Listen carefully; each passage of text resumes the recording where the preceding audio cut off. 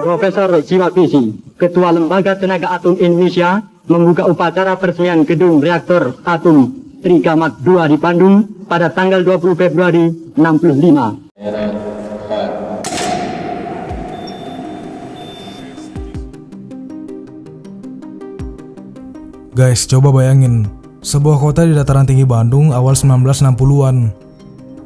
Kabut pagi masih tebal, udara masih murni, dan di satu lahan yang dikelilingi pepohonan, sekelompok ilmuwan Indonesia berdiri tegak dengan jasnya.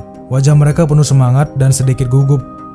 Di tengah-tengah mereka seorang pria dengan peci hitam khas berdiri meletakkan batu pertama. Dialah Soekarno, yang dikenal dengan semboyan yang sering dilontarkan dalam sejarah Indonesia. Bangsa yang besar adalah bangsa yang berani berdiri di atas kaki sendiri. Nah, bahkan di bidang nuklir sekalipun. Dan dari situ dimulailah bab baru, yang bahkan banyak orang Indonesia hari ini nggak tahu bahwa Indonesia punya reaktor nuklir sendiri, bukan buat perang tapi buat riset, pendidikan, dan masa depan energi. Namanya Triga Mark II. Nah, kalau kita ngomongin nuklir yang kebayang biasanya ledakan, Chernobyl, bahaya radiasi. Padahal nuklir itu juga bisa berarti pengobatan kanker, pertanian yang efisien, industri yang kuat. Dan Triga Mark II atau Mark II ini adalah simbol dari itu semua. Eksperimen besar bangsa muda yang baru merdeka 2 dekade, tapi sudah berani melangkah sejajar dengan negara maju. Namun mirisnya, dulu teknologi kita sangat maju pada zamannya, bahkan Singapura membutuhkan Indonesia. Namun sayangnya kenapa beberapa tahun belakangan ini malah mengalami kemunduran, dan sampai dianggap kalah dengan Thailand. Nah, subscribe WikiWek, kita akan menyelam balik ke tahun 1960-an. Profesor Jiwa Bisi, Ketua Lembaga Tenaga Atom Indonesia, membuka upacara peresmian gedung reaktor atom Triga Mark II di Bandung pada tanggal 20 Februari 65. Negara kepulauan yang katanya gemar ripah Lojinawi, ternyata dulu punya reaktor nuklir sendiri. Yap, beneran, ini bukan fiksi, bukan teori konspirasi. Namanya Triga Mark II, dibangun di Bandung. Dan waktu itu kita bukan cuma ikut-ikutan dunia maju, tapi jadi pelopor di Asia Tenggara. Nah, reaktor Triga Mark II Bandung berangkat dari gagasan presiden pertama kita, Ir Soekarno. Secara simbolis, pembangunan dimulai dengan peletakan batu pertama pada 9 April 1961 oleh Insinyur Soekarno sendiri. Bayangkan, seorang kepala negara turun tangan langsung, menandai kelahiran fasilitas riset tingkat tinggi. Nah, reaktor itu dinyatakan selesai pada 1965 dan diresmikan pada 20 Februari 1965. Lagi-lagi dengan penandatanganan prasasti oleh Soekarno. Gedungnya diberi nama Kantor Pusat Reaktor Atom Bandung atau PRAB. Nah, di dalamnya ada fasilitas utama, reaktor Triga Mark II, dengan kapasitas daya awal maksimal 250 kW. 250 kW. Kalau angka itu kedengaran kecil buat kamu yang biasa dengar ribuan megawatt, jangan kaget. Dengan daya sebesar itu pada masanya, Triga Mark II sangat memberikan andil pada penelitian teknik nuklir dan dalam memenuhi kebutuhan radioisotop untuk kedokteran nuklir. Nah, kemudian fakta penting, radioisotop pertama yang diproduksi di Indonesia adalah sulfur 35 pada November 1965 yang digunakan untuk keperluan pertanian. Keberhasilan ini meningkatkan kepercayaan diri Indonesia untuk memproduksi radioisotop sendiri. Dan langkah berikutnya pada 20 April 1971, Indonesia mampu mengekspor radioisotop amonium bromida ke Singapura yang dipakai untuk studi distribusi sistem pembuangan air di sebagian wilayah Singapura. Itu bukan sekedar angka ekspor, itu bukti bahwa kemampuan teknis kita sudah mampu menghasilkan produk yang punya aplikasi praktis lintas negara. Nah, radioisotop itu sendiri punya aplikasi luas di medis untuk pemeriksaan anatomi dan morfologi organ, untuk penanganan tumor dan kanker. Nah, kemudian di industri untuk mengetahui tingkat kekeroposan logam, pengujian kualitas pengelasan pada pipa minyak, metode non-destruktif test, dan lain-lain. Seiring kebutuhan yang meningkat, Batan melihat perlunya menaikkan kapasitas Triga Mark II dari 250 kW menjadi 1000 kW atau 1 MW. Peningkatan daya ini dimulai pada Agustus 1971 dan diselesaikan pada November 1971. Nah, menariknya, semua pekerjaan teknis dilakukan sepenuhnya oleh tenaga-tenaga ahli Indonesia. Kemudian pada 27 November 1971, reaktor berhasil mencapai kritis pada daya 1000 kW dan beroperasi lancar, aman, dan selamat. Keberhasilan ini mendapat apresiasi politik.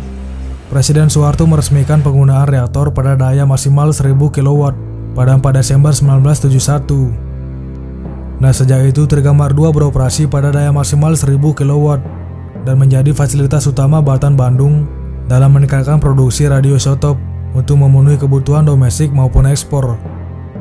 Nah, setelah 25 tahun beroperasi pada 1000 kW, demi memenuhi tuntutan penggunaan yang terus meningkat, Trigamar 2 dinaikkan lagi kapasitas dayanya menjadi 2000 kW atau 2 MW.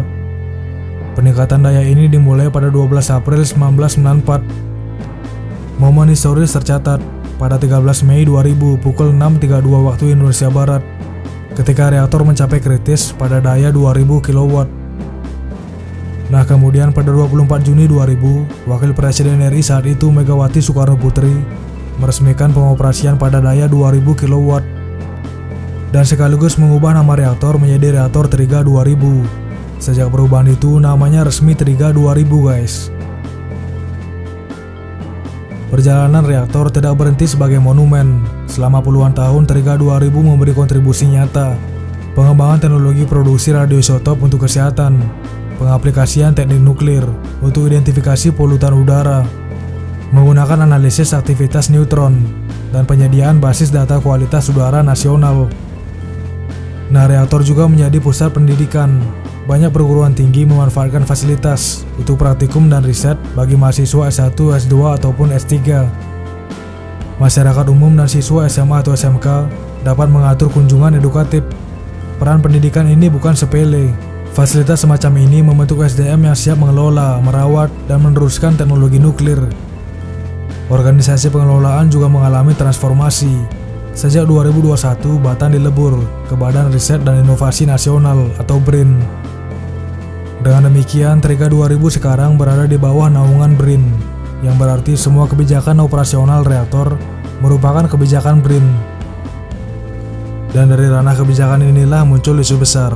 Pada 3 Februari 2023, seperti diberitakan, BRIN mengusulkan penonaktifan atau shutdown reaktor Triga 2000 berdasarkan nota dinas yang ada, yang ditandatangani oleh PLT Deputi Bidang Infrastruktur Riset dan Inovasi BRIN.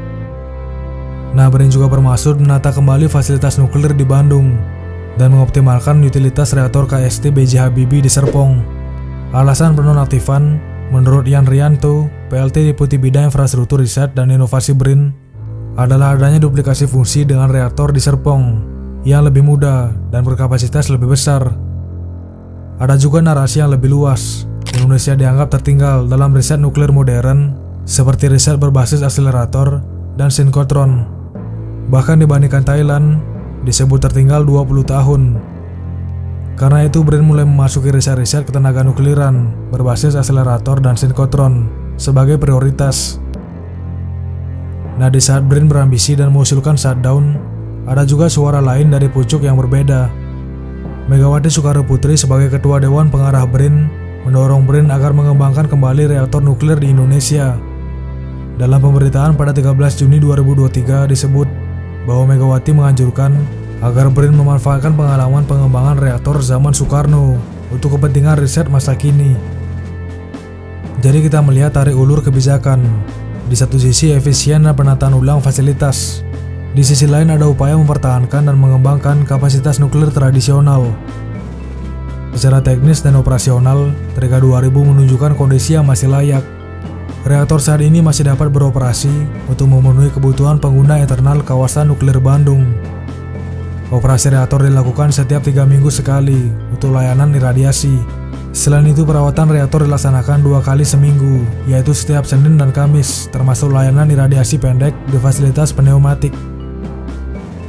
ISO menilai reaktor masih layak sampai perpanjang izin operasi berikutnya. Mengingat ketersediaan SDM, sarana prasarana, perangkat seperti bahan bakar dan tangki reaktor. Dia menyatakan tangki reaktor masih bisa dipergunakan sampai 50 tahun mendatang. Beberapa SSK, struktur, sistem dan komponen, dan sistem lainnya telah diganti atau diremajakan. Gedung sudah diperkuat, sistem pendingin diganti baru, pompa sekunder, cooling tower, dan sistem ventilasi telah diganti pada 2019. Cadangan elemen bakar spent full masih cukup untuk mengoperasikan reaktor pada 1000 kW selama 3 kali 24 jam dalam 2 minggu. Semua itu menegaskan bahwa secara fisik dan pasokan bahan bakar, Trega 2000 masih memadai untuk operasi jangka menengah. Namun ada catatan penting. Sistem instrumentasi dan kendali atau SIK yang saat ini digunakan berasal dari era 1990-an. Untuk meningkatkan kehandalan reaktor, sebaiknya SIK diperbaiki secara keseluruhan. Nah, perbaikan menyeluruh SIK diperkirakan membutuhkan biaya antara 16-45 miliar rupiah, tergantung perangkat mana yang akan diganti.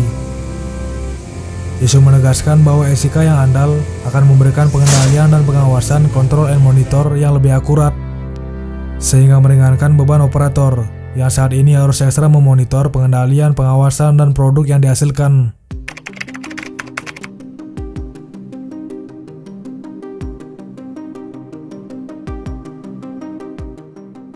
Di sisi kebijakan nasional yang lebih luas, Indonesia mulai menimbang pemanfaatan energi nuklir dalam strategi transisi energi jangka panjang. Ada pembicaraan serius tentang kerjasama dengan Rusia untuk pengembangan Small Modular Reactor atau SMR berkapasitas 500 MW. Namun menurut pernyataan Menteri Koordinator Bidang Perekonomian Airlangga Hartarto, pada 20 Juni 2025 proyek itu masih pada tahap studi kelayakan atau feasibility study dan belum memasuki tahap implementasi. Isu ini menjadi hangat lagi karena adanya informasi cadangan uranium di Kalimantan Barat, Kabupaten Melawi, yang dalam dokumen Rencana Umum Penyediaan Tenaga Listrik atau RUPTL 2025-2034 diperkirakan mencapai 24.122 ton. Dengan potensi uranium sebesar itu, Kalimantan Barat dianggap strategis sebagai lokasi yang mendukung pembangunan PLTN. Tetapi wacana pemanfaatan nuklir di Indonesia selalu dibayangi kekhawatiran publik akan resiko bencana dan paparan radiasi. Nah, persepsi negatif ini diperkuat oleh peristiwa global seperti tragedi Fukushima 2011, ketika tsunami merusak sistem listrik dan pendingin sehingga menyebabkan meltdown, serta insiden lokal seperti temuan paparan radiasi tidak normal di perumahan Batan Indah, Serpong pada awal 2020. Yang memerlukan dekontaminasi lebih dari 2 minggu. Nah, kisah Trega 2000 juga menyentuh ranah politik dan simbolik. Soekarno meletakkan batu pertama, Soeharto meresmikan peningkatan daya pertama, Megawati meresmikan nama Trega 2000. Dan sekarang Megawati sebagai Ketua Dewan Pengarah BRIN mendorong agar BRIN tetap mengembangkan penelitian nuklir, memanfaatkan pengalaman masa lalu. Nah, ada ironi di sini. Fasilitas yang dulu menjadi bukti ambisi teknologi nasional, kini menjadi objek kebijakan yang diperdebatkan antara optimalisasi, modernisasi riset, dan konservasi kapasitas historis. Nah, subscribe WikiWek dan tulis pendapat kalian. Penggalian rahasia alam harus terus dilakukan dan segala penemuan ilmu itu harus ditujukan untuk kebahagiaan hidup umat manusia.